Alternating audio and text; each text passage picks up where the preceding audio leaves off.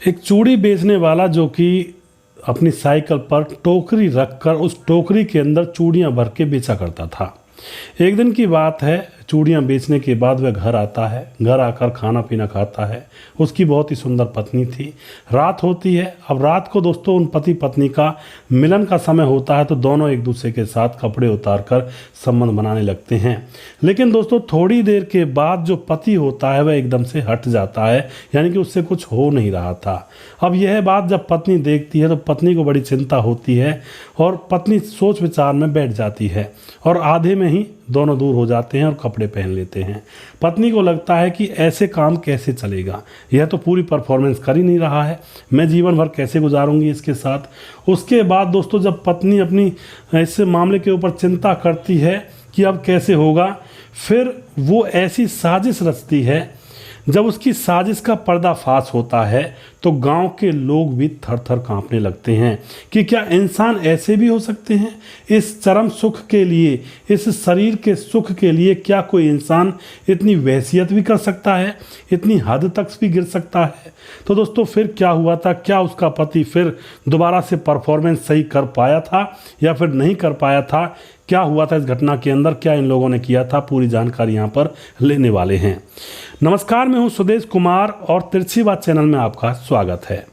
दोस्तों ज़्यादातर कहा जाता है कि पति पत्नी के बीच में सुख जो होता है वो संबंध बनाने का होता है, क्योंकि जब पति पत्नी दोनों के बीच में संबंध अच्छी तरह से बनते रहते हैं, दोनों एक दूसरे की शरीर की भूख को पूरा करते रहते हैं, तब तक उनका जो संबंध, उनका जो रिश्ता होता है बड़ा अच्छा होता है। लेकिन जैसे ही संबंध नहीं बन पाते हैं या कोई पति में दिक्कत आ जाती है, वो पूरी तरह से रात को संबंध नहीं बनवा पाता है, या फिर पत्नी में कोई दिक्कत आ जाती है, दोनों एक दूसरे की इच्छा को पूरा नहीं कर पाते हैं, तो यहीं से उनका रिश्ता बिगड़ना चालू हो जाता है।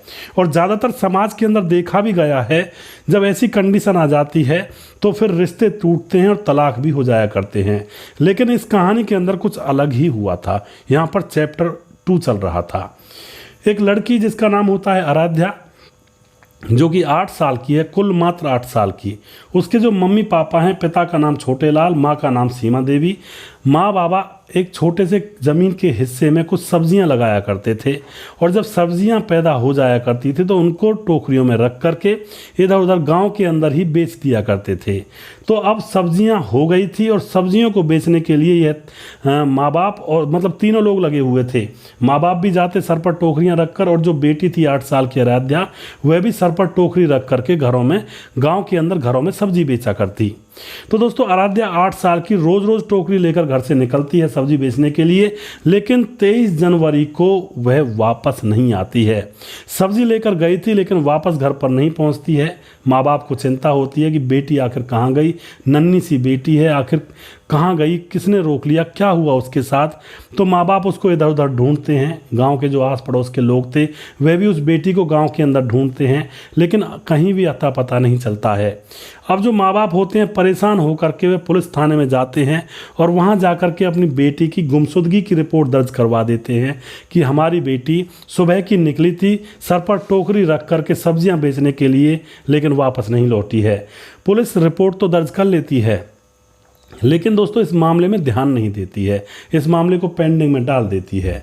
अब जो माँ बाप थे अपनी बेटी के लिए तरस रहे थे, ढूंढ रहे, लेकिन कहीं भी कोई अता पता नहीं चल रहा था। अब गांव के और भी लोग इस बात के लिए चिंतित होते हैं और वह सारे लोग इकट्ठा होकर के पुलिस थाने के सामने धरना दे देते हैं। अब जैसे वे धरना देते हैं कि भाई हमारी बच्ची को ढूंढ कर लाओ, तो पुलिस भी परेशान हो जाती है और लाठी चार्ज करके उन सभी लोगों को थाने के सामने से भगा देती है। अब लाठी चार्ज करके उन लोगों को भगा तो दिया था, लेकिन पुलिस के विचार, मतलब पुलिस के मन में भी ये था कि भाई मामला कुछ गड़बड़ है, तो यहाँ पर क्यों ना जांच पड़ताल की जाए, कहीं ऐसा ना हो कल को हमारे ऊपर कोई बात आ जाए। तो उसके बाद पुलिस अब जांच पड़ताल में जुट जाती है। पुलिस वहाँ पर गांव के अंदर लगे हुए सीसीटीवी कैमरों को खंगालती है। काफ़ी मुशक्कत करने के बाद पुलिस को एक छोटा सा क्लू मिलता है। जो बच्ची थी उसके सर पर टोकरी रखी हुई थी, और जो आराध्या थी, और आखिरी बार वह गाँव के सोनू पंडित और उसकी पत्नी जुगनू पंडित से उसकी मुलाकात हुई थी और उसके बाद वह वहाँ से गायब हो जाती है कैमरे के फ्रेम में से। अब तो उसके बाद दोस्तों जो सोनू पंडित होता है ये वही है जो चूड़ी बेचा करता है, जिसकी मर्दाना कमजोरी है जिसको। अब उसके बाद सोनू पंडित से पूछताछ की जाती है तो वह कहते हैं कि साहब हमने तो सब्जी खरीदने के लिए उसको बुलाया था अपने घर में, उसके बाद हमें पता नहीं वह कहाँ चली गई। लेकिन दोस्तों सोनू पंडित से पूछताछ की करती है पुलिस तो सोनू पंडित बताता है कि मैं तो चूड़ियाँ बेचता हूँ, चूड़ी बेचकर अपना गुजारा करता हूँ। अब 1 फरवरी को जो पुलिस होती है सोनू पंडित को छोड़ देती है कि मामला कुछ और होगा और पुलिस जांच पड़ताल में और जुट जाती है। अब आ जाती है 1 फरवरी। 1 फरवरी को सहारा सिटी के नाले के पास एक बकरी चराने वाला बकरियां चरा रहा था। अब वह जैसे बकरियां चरा रहा था तो वहीं पर एक लड़की जो कि लाल कपड़े पहने हुए थी, जिसके ऊपर सिंदूर बिखेरा गया था, उसको नींबुओं की माला पहनाई गई थी और उसके ऊपर लाल मिर्च और कुछ हल्दी वगैरह और कुछ राई वगैरह कुछ ऐसी चीज़ें उसके ऊपर डाली हुई थी। लाल कपड़े में वह थी और उसकी लाश पड़ी हुई थी। 8 साल की वह बच्ची थी। अब तो जैसे वह उस लाश को देखता है तो उसके बाद पूरे गांव में फैल जाती है कहानी। पुलिस को पता चलता है, पुलिस तुरंत लाश के पास आती है और उस माँ बाप को बुलाती है जिनकी बच्ची खोई थी और उनसे शिनाख्त करवाती है। जब वह माँ बाप उस लाश को देखते हैं एकदम से रोने लगते हैं, साहब यही हमारी बेटी आराध्या है, किसने इसको मार दिया। अब दोस्तों जैसे लड़की का होलिया बनाया हुआ था, किसी ने सिंदूर वगैरह लगाया हुआ था माथे पर और उसको नींबुओं की माला पहनाई हुई थी, नींबुओं की मिर्चों की, और उसको लाल कपड़े में की ड्रेस पहनाई हुई थी, तो पुलिस समझ जाती है कि यह मामला जादू टोने का है। अब तो दोस्तों पुलिस के सामने और पूरे गांव वालों के सामने ये बहुत ही भयावह घटना हो चुकी थी, क्योंकि दोस्तों गांव के अंदर ऐसी घटनाएं बहुत कम देखने को मिलती हैं। भाईचारे से लोग रहते हैं। शहरों में न जाने कौन कौन कहाँ की जनता रहती है और ज़्यादा जनता रहती है, गरीब भी होते हैं, भिखारी भीख मांगते रहते हैं, न जाने किसकी मौत कब हो जाए।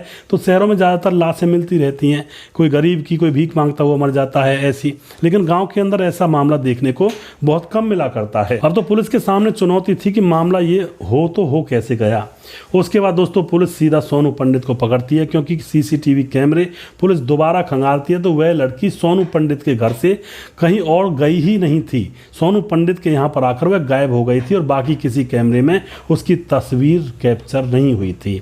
तो पुलिस को सोनू पंडित के ऊपर शक होता है और उसको पूछताछ के लिए पुलिस थाने में बुला लिया जाता, पकड़ लिया जाता है। लेकिन दोस्तों इतने पुलिस उससे ज़्यादा कुछ पूछ पाती। सोनू पंडित की जो पत्नी होती है गाँव के प्रधान को ले जा करके धरने पर बैठ जाती है और अपने पति को छुड़ा लेती है।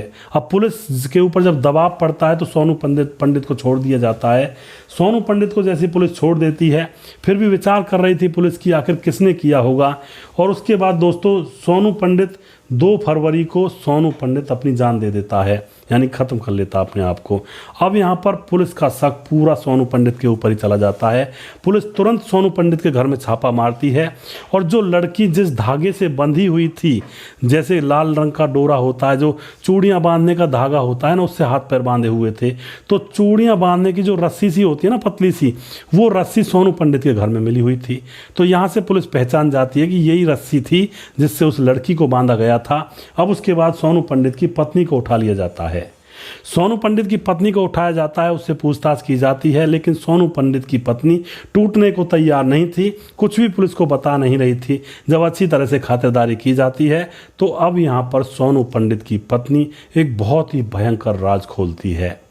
राज क्या खोलती है दोस्तों? सोनू पंडित की पत्नी बताती है कि मेरा पति सोनू पंडित और मैं जुगनू पंडित, हम पीछे से राजस्थान के रहने वाले हैं और इस गांव में आकर बस गए हैं और यहाँ पर चूड़ियाँ बेच करके अपना गुजर बसर करते हैं। अब वह बताती है कि चूड़ियाँ बेचकर गुजारा करते हैं, लेकिन अब जो जुगनू पंडित का पति है सोनू पंडित, उसके अंदर कुछ बुढ़ापा सा छलकने लगता है। जो जुगनू पंडित है पत्नी, वह तो बहुत ही जवान है और जो पति है वह बूढ़ा होने लगा है। और जब रात को वह दोनों मिलते हैं, एक दूसरे से संबंध बनाते हैं, तो उसका पति उसके साथ पूरी तरह से उसको संतुष्ट सेटिस्फाई नहीं कर पाता है और सोनू पंडित आधे में ही हट जाया करता है। अब रोज रोज का यही ड्रामा हो गया था। सोनू पंडित अपनी पत्नी से संबंध जब बनाता है तो वह पत्नी को सेटिस्फाई नहीं कर पाता है और आधे में ही वह हट जाता है और इससे सोनू पंडित की ज़िंदगी बिल्कुल तबाह सी हो गई थी। उसको लग रहा था कि अब जीवन में कोई सुख है ही नहीं। दोस्तों कुछ लोग इस चीज़ को ही सुख मान लेते हैं जीवन का, जबकि यह असली सुख नहीं है। उसके बाद क्या होता है दोस्तों, वह बताती है कि वह दोनों पति पत्नी परेशान थे। पति सोनू पंडित भी परेशान रहा करता कि कहता कि मैं क्या करूं, मेरे अंदर वो बात बन नहीं रही है जो पहले हुआ करती थी। उसके बाद एक पंडित से इन दोनों की मुलाकात होती है और उस पंडित को सारी बात यह बताते हैं कि हमारे साथ ये हो रहा है, हमारा गृहस्थी जीवन बिल्कुल नरक के समान बन चुका है, हमें कोई खुशी मिल ही नहीं रही है और अभी तो बच्चे भी नहीं हुए हैं, हमें बच्चे भी होने बाकी हैं। उसके बाद दोस्तों यहाँ पर वह पंडित अब उनको ऐसी राह बताता है। वह कहता है कि तुम लोग हमेशा जवान रहोगे और जो तुम एक दूसरे के साथ करना चाहोगे वो पूरी तरह से परफेक्ट करोगे, बस तुम्हें एक बात माननी पड़ेगी मेरी। तो वह बताता है कि तुम्हें एक बच्ची की बलि देनी होगी, लाल कपड़े पहनाकर, नींबुओं की और मिर्ची की माला पहना करके। अब दोस्तों ऐसी बात वो उन दोनों पति पत्नी को बता देता है और कह देता है कि अगर तुम ये काम करते हो तो तुम्हारा जो शारीरिक सुख चाहते हो वो तुम्हें मिल जाएगा, तुम्हारा गृहस्थ जीवन अच्छे से बच जाएगा। यानी कि कौन वह बेवकूफ़ पंडित था जो इन बातों को उसको बता रहा था, यानी कि गलत रास्ता बता रहा था। लेकिन दोस्तों यह भी कोई बच्चे तो थे नहीं, कोई कुएं में गिरने के लिए कहेगा तो क्या ये कुएं में गिर जाएंगे, जो ये गलत बात को मान रहे थे। उसके बाद दोस्तों यह संबंध बनाने की चाहत में कि हम अच्छी तरह से संबंध बनाएंगे, तो वह एक लड़की का इंतजाम करने की सोचते हैं किसकी लड़की को उठाएं, किसकी लड़की की बलि दें। एक दिन की बात होती है, दोपहरी का समय था और वही आराध्या बेटी जो 8 साल की होती है वह सब्जी की टोकरी सर पर रखकर और वह सब्जी बेच रही थी। अब यह दोनों उसकी तरफ जब देखते हैं तो एकदम से इनका दिमाग काम करता है कि यह लड़की है जिसकी हम बलि देंगे, इसको हम ले लेते हैं अपने अंटे में। उसके बाद दोस्तों उस लड़की को सब्जी लेने के बहाने घर में घुसाते हैं और उसको चाय पिलाते हैं। चाय में कुछ नशीली चीज़ें थी और वह लड़की चाय पीते ही बेहोश हो जाती है। उसके बाद उसको लाल कपड़े पहनाते हैं और जो भी जादू टोना टोटका सिंदूर वगैरह जो भी कुछ नींबू वगैरह करना होता है वो करते हैं और उसके बाद उसकी बलि दे दी जाती है। और बलि देने के बाद उस लड़की की लाश को गाँव से बाहर सहारा सिटी के नाले के पास उस लाश को फेंक दिया जाता है पति के द्वारा। और उसके बाद दोस्तों आने के बाद सोचते हैं कि अब हमारे अंदर वो ताकत आ जाएगी। वह संबंध बनाकर देखते भी हैं लेकिन अभी भी कोई ताकत नहीं थी, मामला ठप पड़ा हुआ था बलि देने के बाद भी। अब तो वह परेशान भी थे कि यार ये तो काम नहीं किया फॉर्मूला और हमने जान भी दे दी, हम हत्यारे भी बन गए। और दोस्तों ऐसे चीज़ें काम करती भी नहीं हैं, ये तो सब बकवास थी और कोरी कल्पना थी। अब उसके बाद जब पुलिस इस सोनू पंडित को अरेस्ट करती है, पत्नी प्रधान के साथ मिलकर उसको छुड़ा लेती है, तो अब सोनू पंडित को डर चढ़ जाता है कि आज ना कल पुलिस पता लगा लेगी और फिर उसकी पिटाई अच्छी तरह से होगी और उसको जेल होगी। तो इस डर से सोनू पंडित इस दुनिया को छोड़कर खुद ही चला जाता है।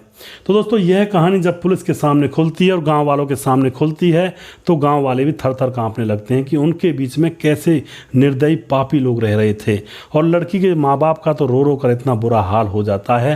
वह गरीब आदमी थे, गरीब लोग थे, अपना जैसे तैसे गुजर बसर कर रहे थे, सब्जियां वगैरह बेच करके उगा करके, उनका भी रो रो कर बहुत बुरा हाल हो जाता है। तो दोस्तों मैं बार बार कहता हूँ आजकल का जो दौर है कलयुग का कलिकाल चला हुआ है। अपनी बच्चियों को, अपनी छोटी छोटी बेटियों को घर से बाहर बिल्कुल भी ना निकलने दें।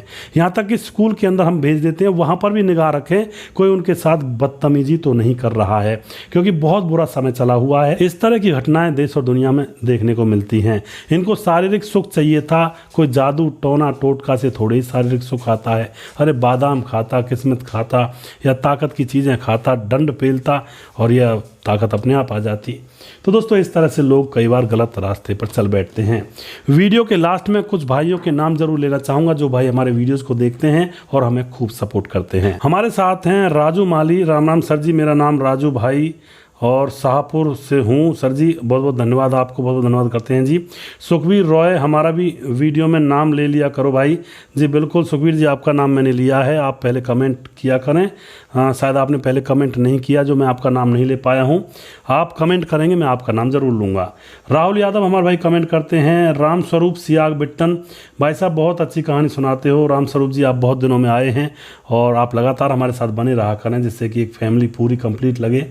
धीरज बनवाल हमारे भाई, लगता है मुझे भी एसी कूलर बनाने के लिए सीखने पड़ेंगे। जी बिल्कुल धीरज बनवाल जी, आप भी सीख लें, चाबी पाना हाथ में ले लें। बिल्कुल वैसे कुछ होता नहीं है इन चीज़ों से, सब सारी चीज़ें बेकार होती हैं, इनसे ज़िंदगियां बर्बाद होती हैं।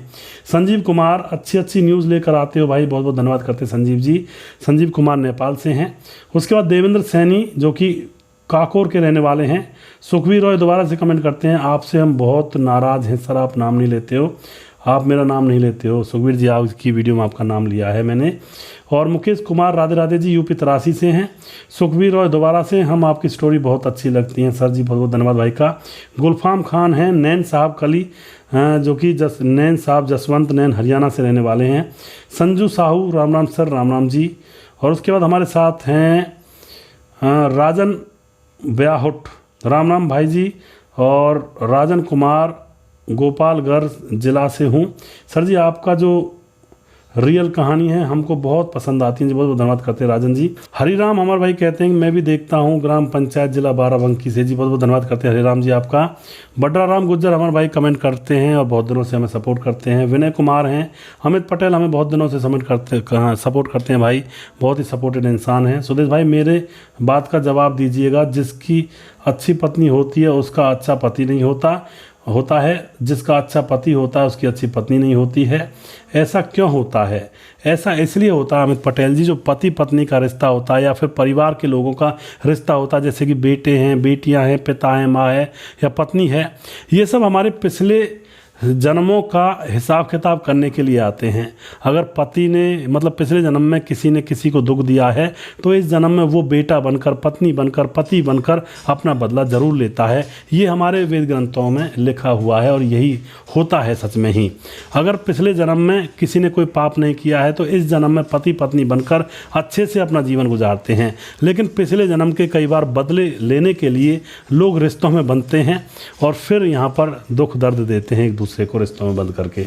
Ayush Yadav very nice story, बहुत धन्यवाद करते हैं जी। सूर्य प्रकाश मिश्रा जी हैं, सर जी इस कलिकाल में कौन किस कदर और कितना गिर सकता है, कहना बहुत ही मुश्किल है, मर्यादा तो जैसे किसी में बची ही नहीं है। रुदौली जिला अयोध्या से हैं, पत्नी का नाम सिका मिश्रा है जी। बिल्कुल सूर्य प्रकाश जी आप सही कह रहे हैं। राम मोहम्मद यासीन लाहौर पाकिस्तान से हमारे भाई वीडियो पर कमेंट करते हैं। राजकिशोर चौरसिया महाबलेश्वर महाराष्ट्र से हमारे वीडियोज़ पर कमेंट करते हैं। और सुशील चौधरी हमारे भाई लगातार वीडियोज़ पर कमेंट करते रहते हैं। राजेश कुमार शर्मा हैं, सुजीत कुमार हैं, नमस्कार राधे राधे जी। ब्रजेश यादव हैं, good story Brajesh Yadav Kasganj UP से हैं। मनोज कुशवाहा, रोमा को रोजाना अलग अलग चाहिए, रोहतास छोड़कर चला गया, मैं भी ऐसा ही कोई देखता हूं जी। बिल्कुल। सलाउद्दीन खान हमारे भाई नमस्कार। सुदेश भाई क्या हाल चाल है आपके? पुरानी वाली कमेंट वही बात, मेरी तो गलत करोगे तो गलत ही होगा जी। बिल्कुल सलाउद्दीन जी। नवल पटेल, सुदेश भाई राधे राधे राधे राधे जी। आदेश कोहली यूपी फिरोजाबाद से है, राम राम जी, नाइस स्टोरी, बहुत बहुत धन्यवाद करते हैं आदेश जी। मोनू जैन हमारे भाई कमेंट करते हैं। सुभाष बिंद प्रतापगढ़ से हैं। मनोहर जोशी हमारे भाई कमेंट करते हैं। और उसके बाद सोनू कुशवाहा हैं। सूरज डियो हमारे भाई कहते हैं कि राम राम सुदेश भाई, क्या हाल चाल है आपके? Very good story, I am Suraj from Fiji, जय हिंद जय Bharat, God bless you. Paramveer Handal हमारे भाई कमेंट करते हैं। भीमदत्त जोशी हमारे भाई कमेंट करते हैं। मोहम्मद सादिक कमेंट करते हैं। जेठाराम कमेंट करते हैं। और मोहन वर्मा कमेंट करते हैं। दीपक कमेंट करते हैं। और उसके बाद राम बरन कमेंट करते हैं। सभी भाइयों का बहुत बहुत धन्यवाद करता हूं और अगले वीडियो में बहुत जल्दी फिर से लेकर आऊँगा और जिस भाई का नाम रह गया वो अगले वीडियो में ज़रूर लूँगा।